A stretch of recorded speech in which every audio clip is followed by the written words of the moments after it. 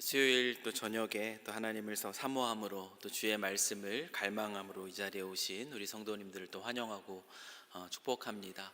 또 이곳에 계신 분들에게 또 오늘 이 시간은 거룩한 또 영적인 세워진 그 습관의 자리인 줄 믿습니다. 일상 또 한 주를 보내면서 또 이 수요일 저녁 또 하나님을 찾아 나오시는 또 이 시간 통해서 또 아버지 하나님을 더 깊이 있게 경험하시는 저희 모두가 되기를 소망합니다. 우리 같이 한번 인사 나누고 그리고 오늘 말씀을 같이 나누기를 원하는데요. 우리 전우자와 한번 같이 보시면서 이렇게 이야기해 주시면 좋을 것 같은데요. 너 하나님의 사람아. 또 같이 한번 얘기해 주시죠. 너 하나님의 사람아. 우리 하나님의 사람이라는 주제로 또 우리가 하나님 말씀을 또 계속 나누고 있습니다. 또 오늘 하루도 또 수고하고 또 이 자리에 오셨는데요. 또 오늘 우리에게 주시는 말씀 우리 같이 봉독하는 시간을 갖도록 하겠습니다. 우리 빌립보서 우리 3장 10절부터 우리 14절까지의 말씀입니다. 제가 가진 신약 성경 321페이지에 있습니다. 빌립보서 우리 3장 우리 10절부터 우리 14절까지의 말씀 다 찾으신 줄 알고 우리 한 목소리로 함께 또 주님이 우리에게 주시는 말씀 봉독하겠습니다. 내가 그리스도와 그 부활의 권능과 그 고난의 참여함을 알고자 하여 그의 죽으심을 본받아 어떻게 해서든지 죽은 자 가운데서 부활에 이르려 하노니 내가 이미 얻었다 함도 아니요 온전히 이루었다 함도 아니라 오직 내가 그리스도 예수께 잡힌 바 된 그것을 잡으려고 달려가노라. 형제들아, 나는 아직 내가 잡은 줄로 여기지 아니하고 오직 한 일, 즉 뒤에 있는 것은 잊어버리고 앞에 있는 것을 잡으려고 표대를 향하여 그리스도 예수 안에서 하나님이 위에서 부르신 부름의 상을 위하여 달려가노라. 아멘. 오늘은 사명으로 끝까지 가다라는 제목으로 또 하나님 말씀을 나누겠습니다. 하나님의 사람이라는 주제로 4월을 시작을 했는데요. 오늘이 그 마지막 시간입니다. 사도 바울은 디모데를 향하여서 그렇게 불렀습니다.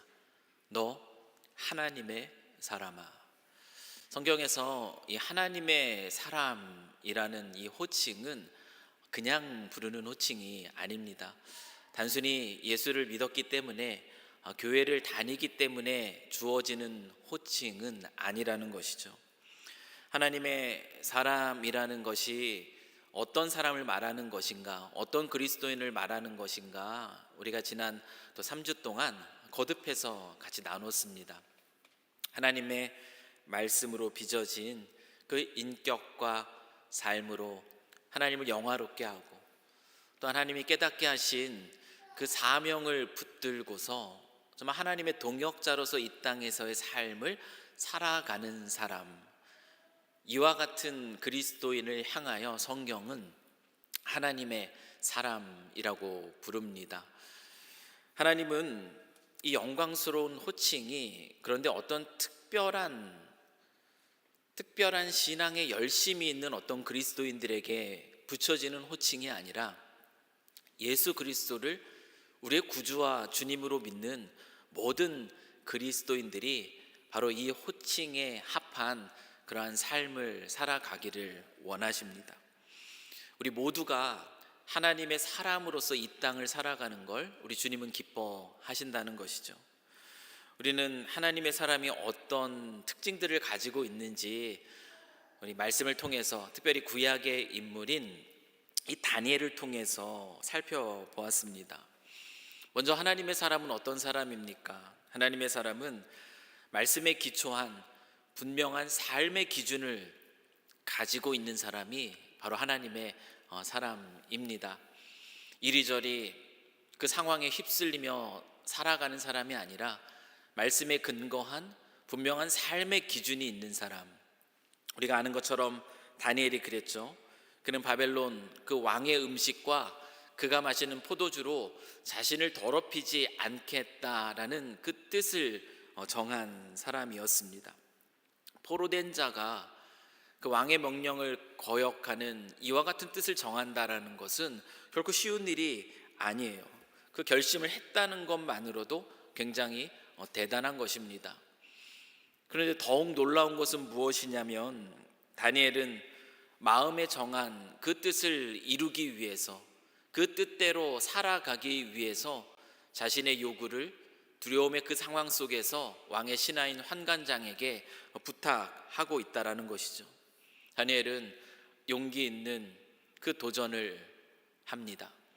두려움의 그 껍질을 깨고 용기 있게 자신의 신앙의 정체성을 지키기 위해서 도전합니다.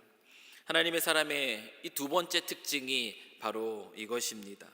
하나님의 사람은 용기 있는 믿음의 실천으로 자신의 믿음을 그 삶의 자리에서, 삶의 모습으로 증명해내는 사람이 바로 하나님의 사람입니다. 아무것도 하지 않았다면 그 어떤 일도 일어나지 않았을 겁니다. 자주 말씀드리는 것처럼 마음에 품은 좋은 생각과 우리 입으로만 하는 좋은 말, 그것이 우리의 모습을 이야기해 주는 것이 아니죠. 그러나 다니엘은 용기 있게 환관장에게 자신의 신앙의 정체성을 지키기 위해서 자신의 뜻을 지혜롭게 말합니다.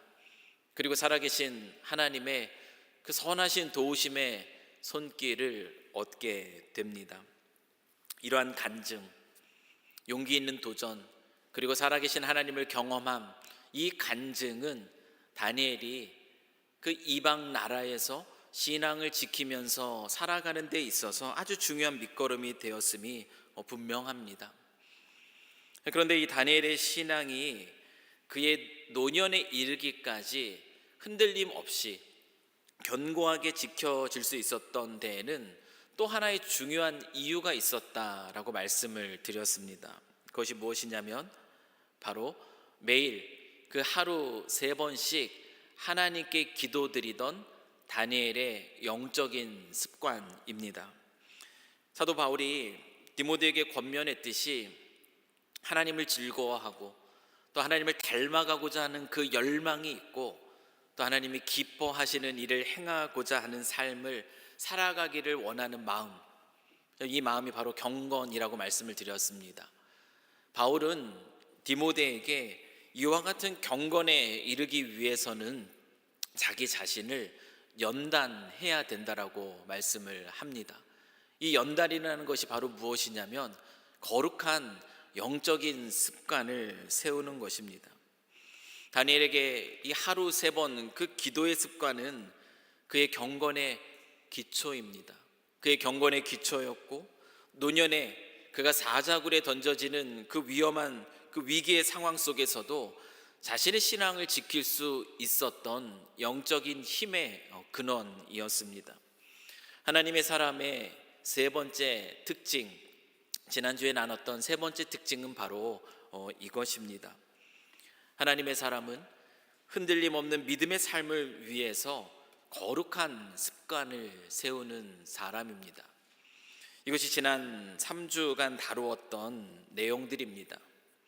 오늘은 이제 마지막으로 이 다니엘이 그 어린 시절이죠. 청소년 시절인데 그때부터 시작해서 노년에 이르기까지, 그 시기까지 끝까지 자신의 신앙을 지킬 수 있었던, 하나님의 사람으로서 살아갈 수 있었던 또 다른 중요한 이유 한 가지를 더 찾아보고자 합니다. 우리가 신앙생활을 하다 보면은 우리는 영적인 침체기 또는 영적인 정체기를 맞이할 때가 있습니다. 처음에는 뜨거운 열정을 가지고 또 힘있게 시작했지만 거룩한 영적인 습관을 세워가는 일에 또 힘을 모으면서 그렇게 시작했지만 어느 순간 그러한 신앙생활을 위한 그런 동력들을 잃어버릴 때가 있습니다.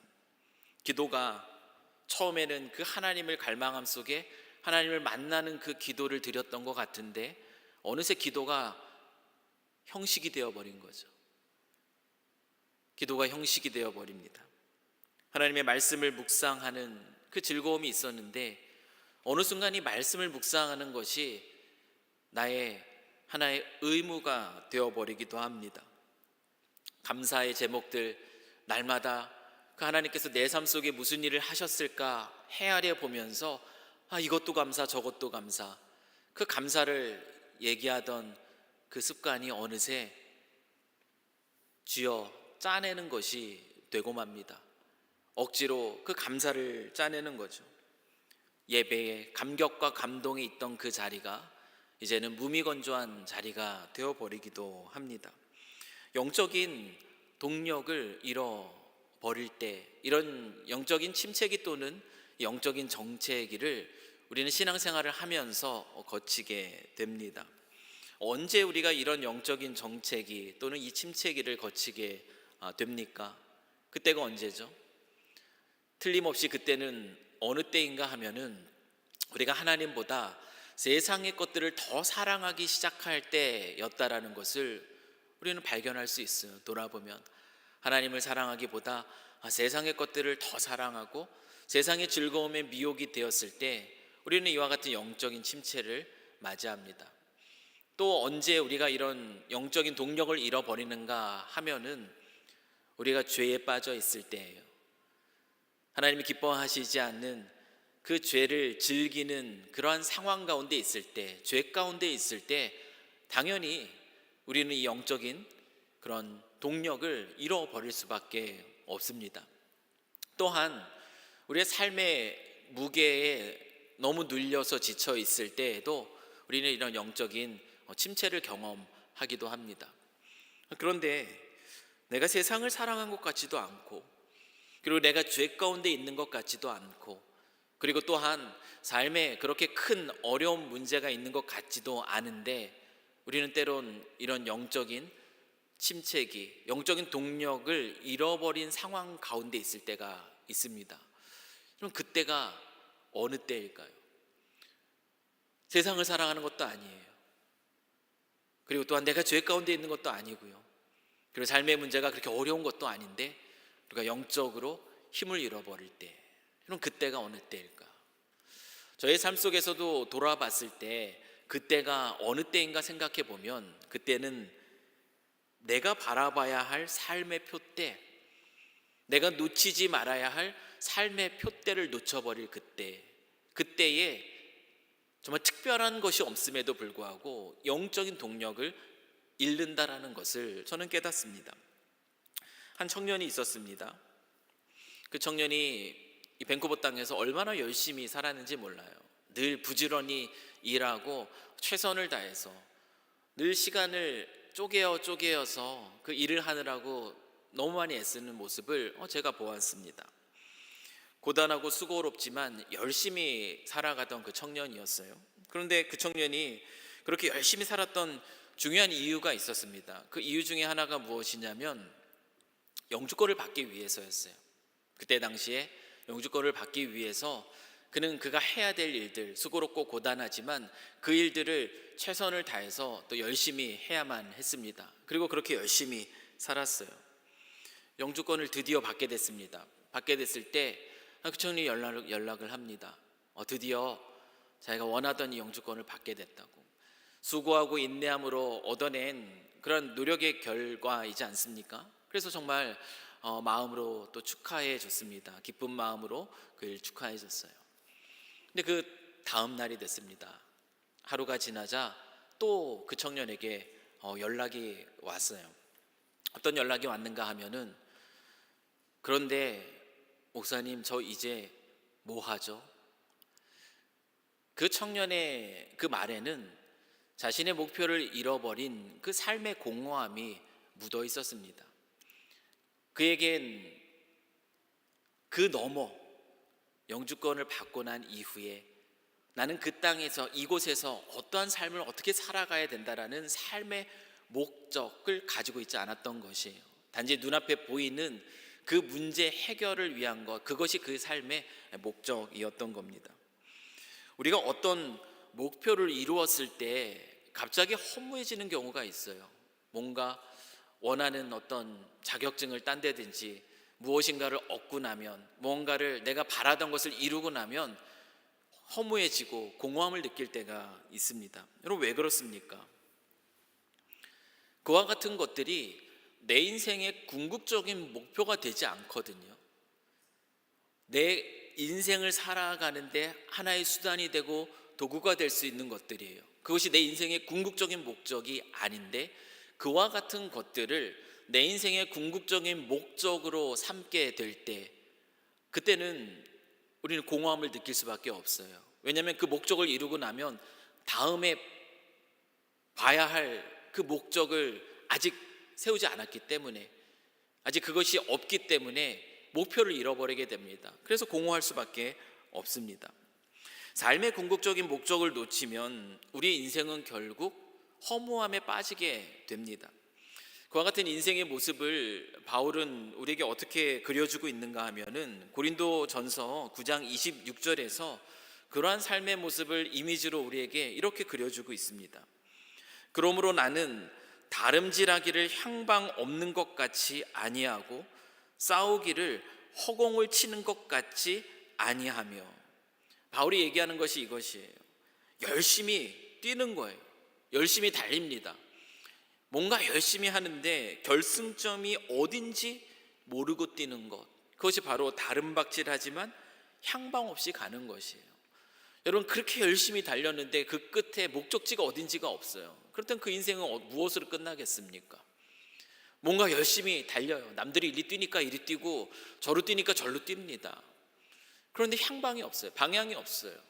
결국은 그 지쳐서 그 멈춘 자리에서 공허함과 허무함을 느낄 수밖에 없습니다. 열심히 주먹을 휘두릅니다. 경기의 모습이에요. 권투 경기와 같은 경기입니다. 열심히 주먹을 휘둘러요. 최선을 다해서 잽도 날리고 훅도 날리고. 그런데 대상이 없는 거예요. 무엇을 위해서 누구와 싸워야 되는지 알지 못한 채 살아가는 삶의 모습들을 이야기하는 것이죠. 같은 이야기입니다. 열심을 냅니다. 그러나 삶에 분명한 목적이 없다면 결국 그 열심을 내는 만큼 그 인생은 결국은 허무함과 공허함으로 끝나게 되는 것이죠.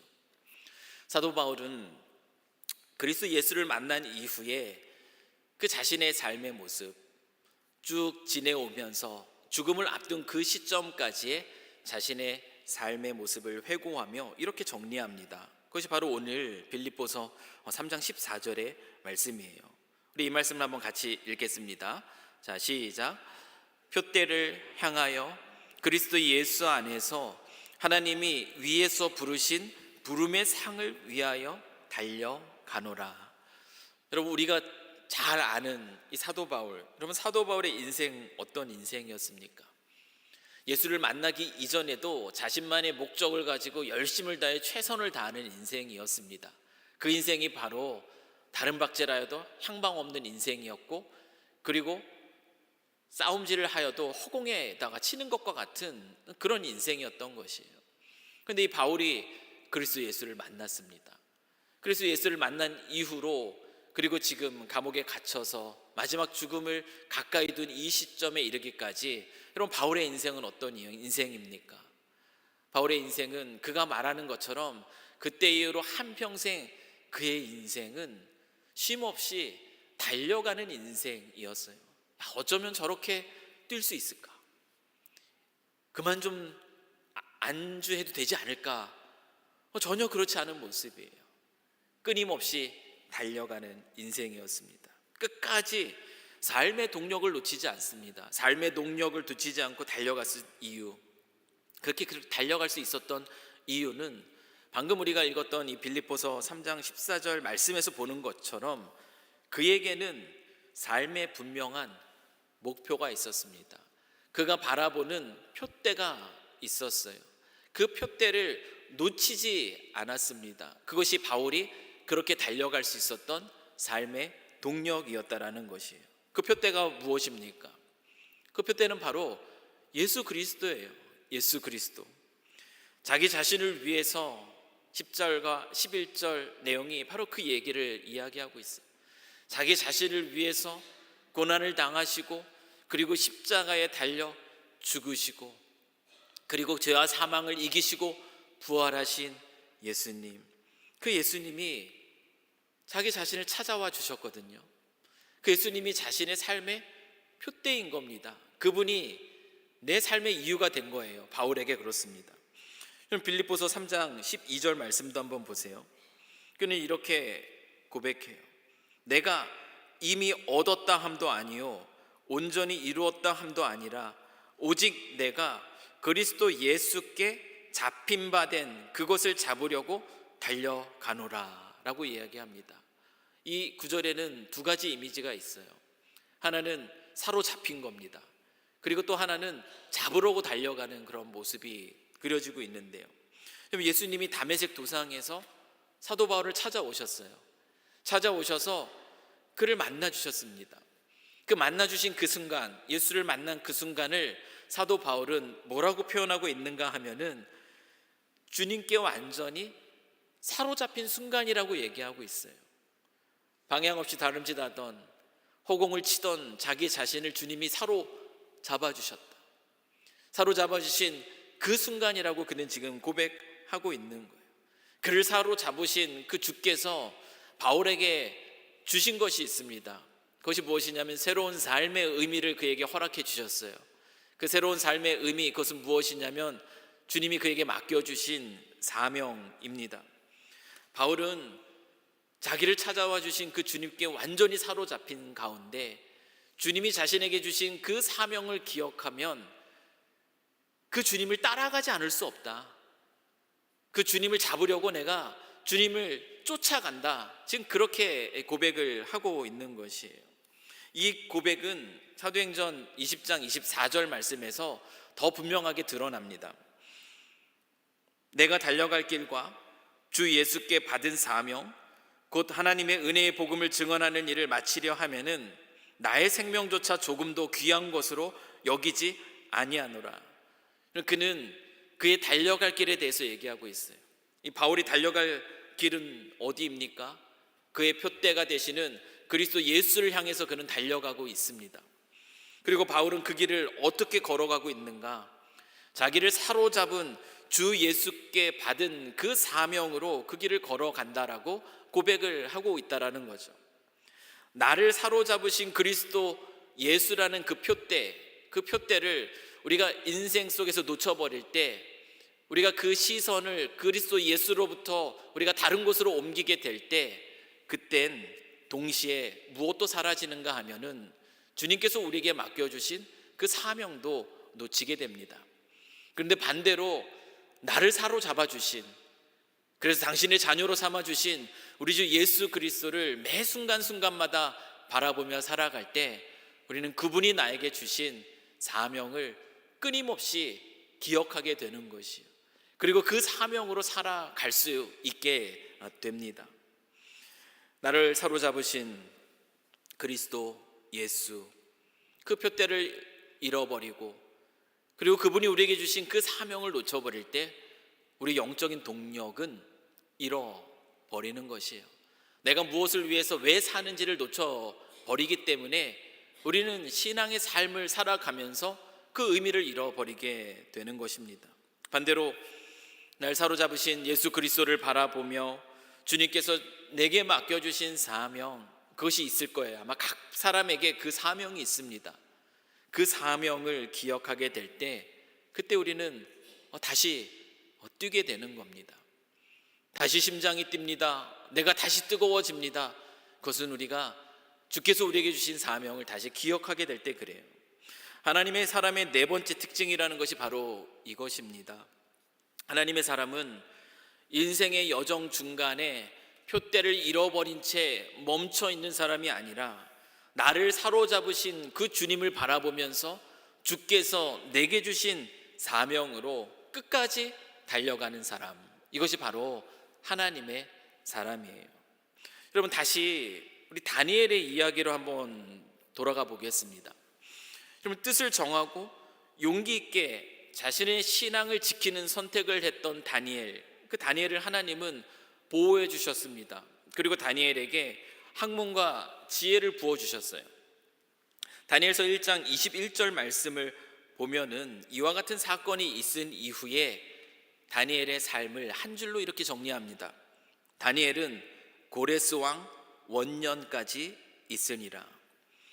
여러분, 느부갓네살 이 왕 때에 포로로 잡혀왔던 다니엘은 그 이후에 여러 왕들과 함께 보내요. 벨사살 왕, 다리오 왕, 그리고 고레스 왕까지 다니엘은 이 왕궁에서 왕의 신하로서 있게 됩니다. 그 70여 년이라는 긴 시간 동안 다니엘이 있었다, 고레스 원년까지 있었다라고 성경은 기록하고 있습니다. 이것은 단순히 다니엘이 얼마나 오랫동안 그 자리에 머물러 있었는가, 그것을 말해주는 것이 아니에요. 이 기록 이후에 이어지는 그 내용들, 2장부터 그 마지막 장까지 다니엘의 이야기는 무엇을 얘기해 주냐면, 다니엘이 그곳에서 그 고레스 왕의 원년에 이르기까지 어떠한 삶을 살았는가를 보여주고 있는 내용들이에요. 다니엘은 하나님께서 그에게 주신 학문과 지혜를 가지고 느부갓네살 왕의 꿈을 해석해 줍니다. 그리고 나서 다니엘은 왕의 인정을 받아서 바벨론의 높은 신하의 그 지위에 오르게 됩니다. 그는 그 자리에서 여러분 어떠한 삶을 살았습니까? 다니엘은 총리에 오른 직후 그 왕의 그 아주 높은 신하로서 어떠한 삶을 살게 되죠? 남들이 보면은 다니엘의 인생은 어떤 인생입니까? 포로된 신분으로 끌려왔던 이민자입니다. 좋게 말하면 이민자죠. 포로이기지만 성공한 이민자의 모습이 어쩌면 다니엘의 모습이에요. 이곳으로 왔는데 이미 정치권에서의 고위직을 차지하고 있는 이민자를 생각해 보십시오. 성공한 이민자입니다. 여러분, 다니엘은 성공한 이민자로서 얻게 된 그 자신의 지위를 지키는 그 삶을 노년에 이르기까지 그냥 그렇게 살았는가? 결코 그렇지 않다라는 것이에요. 그가 하루 3번 하나님께 드렸던 기도는 무엇인가? 하루 3번 드렸던 그 기도가 하나님께서 이민자였던, 그 포로된 자였던 자신에게 이와 같은 높은 지위를 허락해 주신 것, 그것으로 인해서 감사합니다. 내가 이와 같은 이민자의 삶을 살아갈 때 주께서 나에게 주신 것을 잃지 않게 보존해 주십시오. 그것에 대한 소원을 구하는 기도. 여러분, 다니엘이 하루에 3번씩 드렸던 기도가 단순히 하나님의 은혜에 대한 감사의 기도이고 그 자리를 다시 잃지 않게 해달라는 간구의 기도의 자리였을까요? 만약에 다니엘의 기도가 이런 기도였다면 그의 기도는 그리 오래가지 못했을 겁니다. 그 아침에, 또한 점심에, 또 저녁에 그가 드리는 이 3번의 기도는 어느 순간 형식이 되어버렸을 것이에요. 노년에 이르러서 그 기도하는 그것 때문에 사자굴에 던져지는 그 위기의 상황, 자신의 육신의 생명뿐만 아니라 자신의 정치적 생명이 끝나는 그 순간에도 이 다니엘이 그 기도하는 걸 놓치지 않았던 것은, 다니엘의 그 기도는 단순히 자신의 삶에 대한 감사와 자신의 삶을 지탱하기를 바라는 그 소원의 기도가 아니었다라는 것이에요. 만약 그런 기도였다면 다니엘은 자신의 지위를 지키기 위해서, 자신의 생명을 지키기 위해서 그런 기도쯤은 잠시 고발을 피하기 위해서 내려놓을 수도 있었던 것입니다. 그런데 다니엘은 그러지 않았어요. 고발 당할 줄 알면서도, 사자굴에 던져질 줄 알면서도 그는 하나님께 기도했습니다. 그 기도를 멈추지 않았습니다. 다니엘의 기도는 어떤 기도였는가? 다니엘의 기도는 그의 표대가 되시는 하나님을 바라보는 기도였습니다. 다니엘의 그 기도는 하나님께서 그에게 그 땅 가운데 자신을 세워주신, 그를 그곳에 두신 사명, 그 사명을 붙드는 기도였습니다. 이방 문화의 그 한복판에서 그 신앙의 정체성을 놓치기 쉬운 그 삶의 자리에서 그는 기도하며 표대이신 하나님을 바라보았고, 그리고 그는 하나님이 그를 그 자신에게 두신 사명이 무엇인지를 늘 깨달았습니다.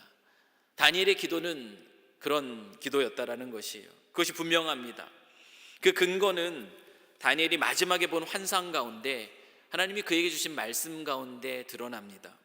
다니엘서 12장 3절의 말씀이에요. 우리가 잘 아는 말씀인데요, 우리 한 번 더 같이 읽겠습니다. 자, 시작. 지혜 있는 자는 궁창의 빛과 같이 빛날 것이요, 많은 사람을 옳은 대로 돌아오게 한 자는 별과 같이 영원토록 빛나리라. 그러면 이 말씀은 하나님이 인정하시는 사람이 어떤 사람인가에 대한 설명입니다. 하나님이 기억하시는 사람, 하나님이 영화롭게 해주는 그 사람의 모습이 어떤 모습인지를 보여주는 말씀이에요. 그런데 또한 이 말씀은 누구에게 주시는 말씀이기도 한가 하면은 바로 다니엘에게 주시는 말씀이기도 합니다. 다니엘은 하나님이 주시는 그 지혜가 있는 사람이었습니다. 뿐만 아니라 다니엘은 그 지혜로 그와 함께 했던 그 모든 바벨론의 왕들이 결국 누구를 찬양하게 하는 삶을 살았는가 하면은 그 왕들이 다니엘의 하나님을 찬양하게 하는 그 삶을 살았습니다. 심지어 다니엘 6장 26절을 보면은 다리오 왕은 이런 조서까지 내려요. 내가 이제 조서를 내리노라. 내 나라 관할 아래에 있는 사람들은 다 다니엘의 하나님 앞에서 떨며 두려워할지니 그는 살아계시는 하나님이시요 영원히 변치 않으실 이시며 그의 나라는 멸망하지 아니할 것이요 그의 권세는 무궁할 것이며 이방인의 입을 통하여서 하나님의 놀라우심과 그 크심을 찬양합니다. 여러분, 이 사건, 이것이 그냥 왕궁에서만 이루어진 일이 아니에요. 조서로서 바벨론 왕이 다스리는 온 땅 가운데 선포된 선언입니다. 여러분, 이 사건은 바벨론 땅에 포로된 삶을 살아가고 있었던 그 이스라엘 백성들이 절망 속에서 자신의 신앙을 놓칠 수 있는 그 상황이지 않습니까? 자신의 하나님은 패배한 것 아닌가?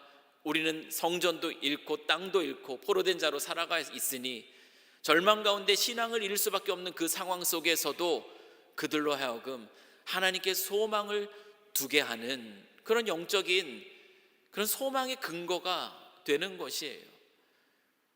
궁에 살고 있는 한 성공한 이민자의 우리랑 전혀 상관없는 삶을 살아가는 다니엘의 이야기가 아니라는 것이죠. 그가 그곳에서 어떠한 삶을 살았기에 그의 하나님, 아니 우리의 하나님이 이방인의 입을 통하여서 이렇게 영광 받으시는가? 이스라엘 백성들이 하나님께 소망을 두며 그 신앙을 놓치지 않는 걸음을 걸어갈 수 있게 합니다. 그들로 하여금 옳은 길로 계속 걷게 하는 것이죠. 다니엘의 역할이 바로 이런 역할이었다라는 것이에요. 다니엘은 이처럼 이방 문화의 한복판에서 그저 어쩌다가 얻게 된 그 성공한 이민자로서의 그 지위를 지키는 그 삶을 살아간 것이 아니라 이방 문화의 그 한복판에서 그 자리를 지키는 것 아니고 거룩한 하나님의 사람으로서의 구별된 삶을 살아낸 것이에요. 그래서 그 선한 영향력을 온 땅 가운데 미치는 삶을 살아낸 것입니다. 다니엘서 12장 3절의 그 말씀은 바로 또한 다니엘에게 주신 말씀인 것이고 다니엘의 그 땅에서의 삶이 어떠한 삶인지를 설명해 주는 말씀입니다. 사랑하는 성도 여러분, 우리는 사명이라고 하면 복음을 전하는 일 또는 교회를 섬기는 일들을 제일 먼저 떠올리게 됩니다. 맞습니다. 복음을 전하고 교회를 섬기는 거, 주님이 주시는 그 마음을 따라 이 일들을 감당하는 거 사명이에요. 기능적 사명입니다. 그런데 주께서 우리 모두에게 주신 보다 본질적인 존재론적 사명이 있습니다. 그 사명은 무엇이냐면 바로 거룩이에요. 다니엘에게 사명이라는 것은 거룩이었습니다. 거룩이 다니엘에겐 사명이었고 다니엘은 그 한평생의 인생을 그 거룩이라는 사명을 이루고 그 선한 영향력을 미치며 살았습니다. 거룩이라는 것 무엇입니까? 단순히 교회 안에 머물러 있는 것이 거룩이 아닙니다. 거룩이라는 것은 교회 안에서뿐만 아니라 교회 밖에서 우리의 가정과 우리의 직장과 우리의 일터와 우리의 사회 안에서 세상의 문화를 거스르며 그 안에서 내가 그리스도인입니다, 내가 하나님의 사람입니다, 그 신앙의 정체성을 드러내며 살아가는 것, 이것이 바로 거룩이라는 것이에요. 거룩이라는 이 사명이 먼저 우리 안에 이루어질 때, 그때 우리가 행하는 기능적인 사명이 하나님이 기뻐하시는 일이 됩니다. 그런데 모든 그리스도인에게 하나님이 주신 이 거룩이라는 이 존재론적 사명을 놓쳐버리게 되면은 기능적 사명이라는 것은 때로는 야망이 되어버려요. 사명이라는 이름으로 포장된 자기 욕심이 되어버린다라는 것이죠. 많은 것들을 보게 됩니다. 사명이라는 그 이름에 포장된 자기 욕심이요. 다니엘은 자신의 신앙을 지키며 선한 영향력을 끼치는 그 삶을 살아낼 수 있었던 것은 자신의 총리직을 지키기 위해서가 아니라 거룩이라는 그 사명을 지키려 했기 때문입니다. 그 거룩이라는 그 사명을 두고 그는 매일 아침 그가 세운 그 영적인 그 습관을 따라서 표대를 계속 바라보고 자신의 삶의 위와 목적을 늘 새롭게 정립하며 노년에 이르기까지 살았던 것이에요. 그 열매가 이방의 왕들이 하나님을 찬양하는 것으로, 그리고 포로된 이스라엘 온 백성들이 하나님의 살아계심이 이방인의 입을 통하여 증거되는 것으로, 그리고 또한 다니엘을 통하여 하나님을 알지 못하는 그 민족에 하나님의 어떠하심이 선포되는 것으로 그는 그 귀한 사명들 붙들고 그 사명을 지키며 끝까지 살아냅니다. 다니엘서의 마지막 12장 13절 말씀은 다니엘이 이방 땅에서의 그 사명의 길을 걸었음을 이 말씀은 우리에게 분명하게 보여줍니다. 우리 12장 13절 말씀이에요. 우리 말씀을 한번 또 같이 읽겠습니다. 자, 시작. 너는 가서 마지막을 기다리라. 이는 내가 평안히 쉬다가 끝날에는 내 몫을 누릴 것임이라. 여러분, 이 말씀이 어떻게 들리시나요? 이 말씀이 어떻게 들리십니까? 아무 목적 없이 그냥 살던 사람에게 그냥 던져주는 그 말처럼 들리십니까? 그렇지 않아요. 남은 시간 이제 평안 가운데 내 몫을 누리게 될 것이다. 여러분, 이 말은 자신의 수고로 왔던, 그러나 달려왔던 그 사명을 마친 자에게, 은퇴하는 자에게 주는 그 말씀처럼 여러분 들리지 않습니까? 이 바벨론 문화의 항복판에서 거룩이라는 그 사명, 그 거룩을 지킴으로 이 선한 영향력을 미치는 그런 삶을 살았던, 끝까지 사명 가운데 달려왔던 이 다니엘에게 주시는 하나님의 은퇴식의 축사와 같은 말씀이 바로 이 말씀입니다. 너는 가서 이제 마지막을 기다리라. 이는 내가 평안히 쉬다가 끝날에는 내 몫을 누릴 것이다. 다니엘을 어린 시절로부터 노년에 이르기까지 한결같은 믿음 안에서 하나님의 사람으로 살아갈 수 있게 했던 영적인 동력, 그것은 바로 그에게 주님이 맡기신 사명이었습니다. 사랑하는 성도 여러분, 우리가 4주간의 이 하나님의 사람이라는 주제로의 여정을 또 이제 이렇게 마무리하고자 합니다. 오늘 이 시간 마무리하면서 우리 자신에게 한번 던져보았으면 좋겠어요. 이 질문을 한번 더 던져보길 원합니다. 어떠신가요? 지난 한 달 동안 우리가 이 말씀을 듣고 또 기억하고 또 이 자리에 왔는데요, 하나님의 사람으로서의 걸음을 지금 그 걸음을 내딛고 계십니까? 여러분, 뜻을 정하셨습니까? 어떤 뜻을 정하셨을까요? 여러분, 용기 있는 도전을 준비하고 계십니까? 용기 있는 그 시작을 향해 한 걸음을 내디셨습니까?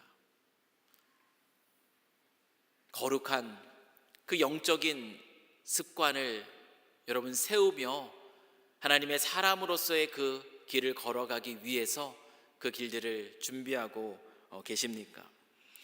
이와 같은 것들을 우리가 이미 시작하셨다면 이제 우리에게 필요한 것은 무엇이냐면 오늘 우리에게 주신 것처럼 우리의 푯대가 되시는 우리 주님, 그 주님을 바라보면서 주님이 우리에게 주신 사명이 무엇인가를 기억하는 것이에요. 우리 주님을 한번 바라보십시오. 바울은 뭐라고 고백하고 있습니까? 주님이 나를 사로잡아 주셨다. 잡힌 바 되었다. 그래서 잡힌 바 된 자로서 그 하나님 쫓아가지 않을 수 없다. 이것이 바울의 고백이었다라는 것이에요. 우리의 푯대 되신 우리 주님을 바라보십시오. 나를 사로잡아 주신 그 주님, 그 주님이 저와 여러분에게 주신 사명 무엇이죠? 저와 여러분에게 하나님의 자녀로 삼아주시고 이제 이 인생 가운데 새로운 삶의 의미를 부여해 주시며 나에게 이런 삶을 살아가면 좋겠다, 주님의 말씀을 통하여 또한 믿음의 형제들을 통하여 보게 하신 것, 그래서 주신 그 사명이라는 것, 그러면 여러분에게 그것은 무엇일까? 사명이 없으면 우리의 걸음은 다른 것들에 의해서 쉽게 멈춥니다. 우리의 삶을 미혹하는 수많은 방해물들에 의해서 우리의 걸음은 멈춰요. 죄로 인해서 우리의 걸음은 멈추게 되고요, 세상을 사랑하는 것으로 우리의 걸음을 멈추게 되고 삶의 무거운 문제들 앞에 우리는 멈추게 됩니다. 심지어 교회 안에서 일어나는 일들 속에서 우리는 또 그 걸음을 멈추게 됩니다. 사명이 없으면 멈춰요. 삶이 무료해지고요, 신앙의 매너리즘에 빠지게 되는 것이에요. 그러나 그 자리에서 우리가 푯대를 바라보는 나를 사로잡아 주신 그 주님을 향한 시선을 다시 회복하게 될 때, 그때 우리는 그분이 우리에게 맡겨주신 사명을 깨닫게 됩니다. 그러면 우리는 거기서 다시 일어설 수 있는 겁니다. 그 자리에서 다시 뛰게 되는 것이에요. 어떤 장애물도 넘어서고 다시 일어섭니다. 바울처럼 달려가는 인생 살아가게 됩니다. 사랑하는 성도 여러분, 우리의 인생의 끝에 주님이 우리에게 어떤 말씀을 해주시길 원합니까? 오늘 다니엘서 이 말씀을 준비하면서 이 12장 13절의 말씀이 더욱 새롭게 다가오는 것이에요. 예전은 이 말씀이 정말 하나님이 사명을 마친 자에게 주시는 그 은퇴식에 주시는 축사와 같은 말씀으로 잘 들리지 않았는데요, 이 말씀 준비하면서 그렇게 들리는 거예요. 너는 가서 마지막을 기다리라. 이는 내가 평안히 쉬다가 끝날에는 내 몫을 누릴 것임이라. 신약의 말씀으로는 잘하였도다 착하고 충성된 종아, 이 말씀이 바로 이 말씀입니다. 저와 여러분의 인생이 그런 인생이 되기를 원합니다.